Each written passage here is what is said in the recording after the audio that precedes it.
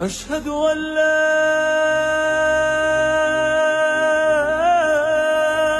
إله إلا الله. بسم اللہ الرحمن الرحیم. السلام علیکم ورحمۃ اللہ وبرکاتہ. میرا نام محمد عبد الودود ہے، آپ جانتے ہیں.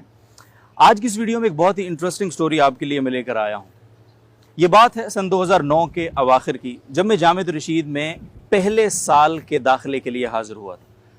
داخلہ مکمل ہونے کے بعد ہماری تربیت کا آغاز ہوا تو ہم نے محسوس کیا کہ جس طرح دین اسلام کے اولین فرائض میں سے نماز سب سے اہم فریضہ ہے، تو جامعۃ الرشید کے تربیتی مراحل میں نماز سب سے پہلے اور سب سے اہم ہے. الله أكبر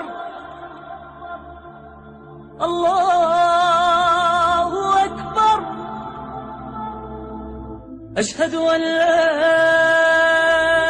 الحمدللہ.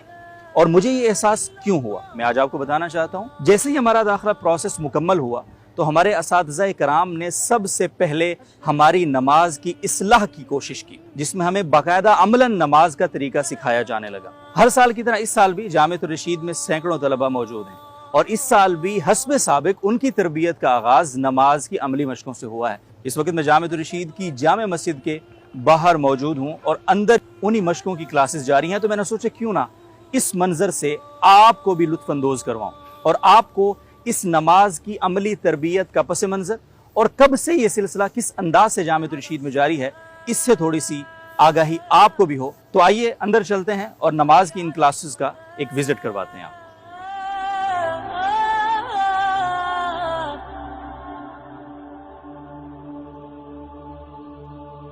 حي على الفلاح.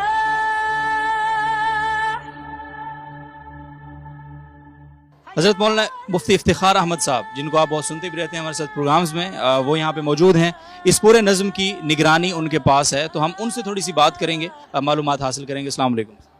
وعلیکم السلام ورحمۃ اللہ وبرکاتہ. اچھا یہ بتائیے کہ یہ سلسلہ جو نماز کی مشقوں کا ہے تو یہ کب سے جاری ہے یہاں جامع؟ جب سے جامعہ کا قیام ہوا ہے اس وقت سے یہ سلسلہ جاری ہے الحمدللہ.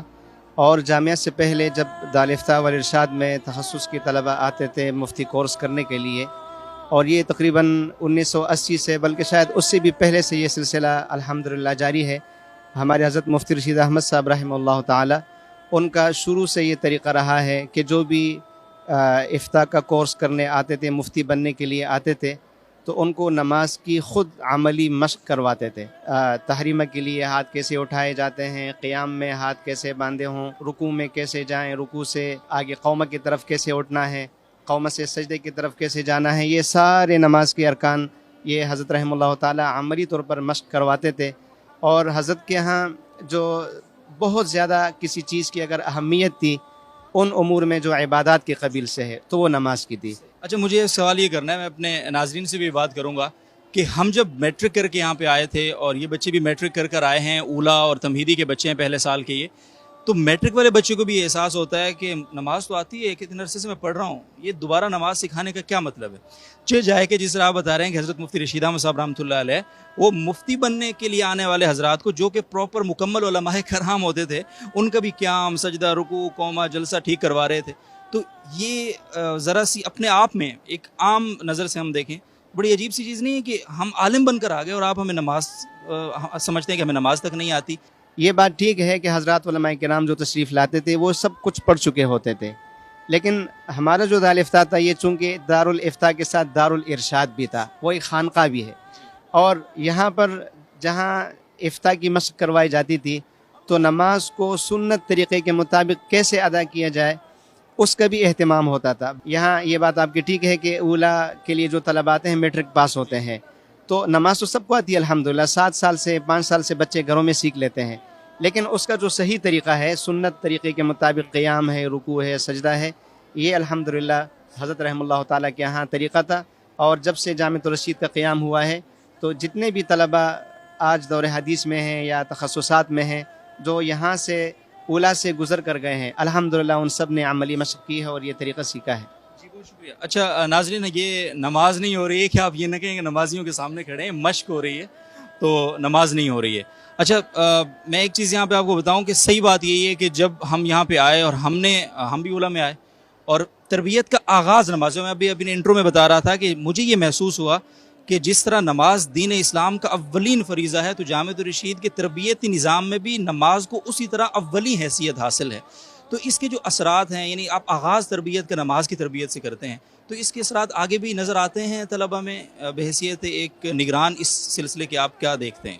جی بالکل، یہ بات تو طے شدہ اصول میں داخل ہے.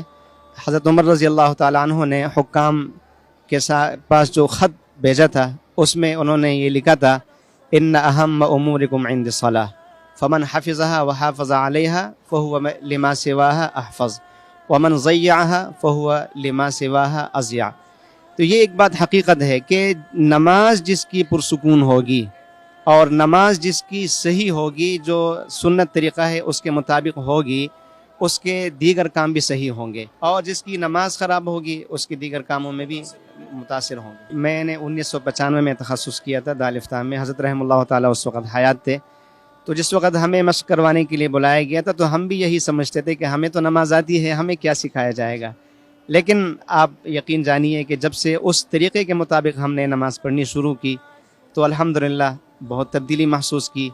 اور اب جب بھی کبھی بدن میں سستی کا احساس ہوتا ہے یا کوئی داعیہ ہوتا ہے ہاتھ ہلانے کا، تو فوراً وہ حضرت کی وہ تربیت اور وہ تنبیہ یاد آ جاتی ہے اور اپنے آپ کو قابو کر لیتے ہیں. جزاکم اللہ خیر. ناظر محترم، میں بھی آپ کو یہ بتاؤں کہ جب ہم نے نماز کی تربیت لینا شروع کی تھی تو ہمیں بھی لگتا تھا کہ نماز تو آتی ہے ہمیں، لیکن جب ہم نے نماز کی تربیت لینا شروع کی تو سچ بات ہے میں ریئلائز ہوا کہ بہت ساری بیسک چیزوں سے ہم لا علم تھے. ہم اپنے اساتذہ کے احسان مند ہیں اور ان کے شکر گزار ہیں کہ انہوں نے نماز جیسے اس بنیادی اور مقدس اور اہم فریضے کو ہمارے لیے پرسکون بنا کے ہمارے لیے پیش کیا اور ہمیں اس کی عملی تربیت دی. تو آپ سے بھی یہ درخواست ہے کہ آپ بھی اپنی نمازوں کی تربیت کے حوالے سے ضرور فکر مند ہوں. چھوڑ دیں اس بات کو کہ آپ کا ایج گروپ کیا ہے، آپ کی تعلیم کیا ہے. تربیت بہت الگ چیز ہے جو کہ آپ نے سن لیا ہے. تو اجازت دیجیے فی الحال.